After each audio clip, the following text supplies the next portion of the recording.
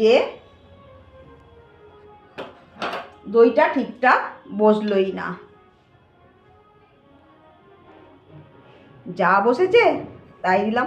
অন্যদিন খুব সুন্দর দই বসে যায়।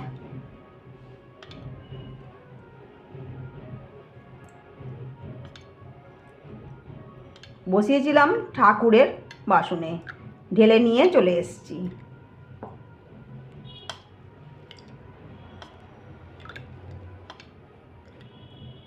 এইটা দিয়েই মেখে খেয়ে নেবে, আর কি করব বলুন।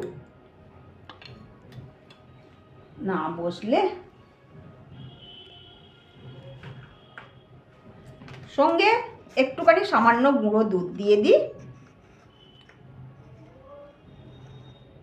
গুঁড়ো দুধটা দিয়ে খেতে মেয়েটা খুব ভালোবাসে, তাই।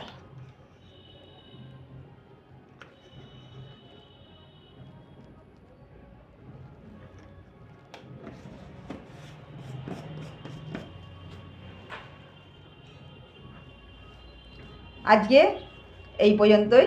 আজকে দুপুরের খাবার এইটাই।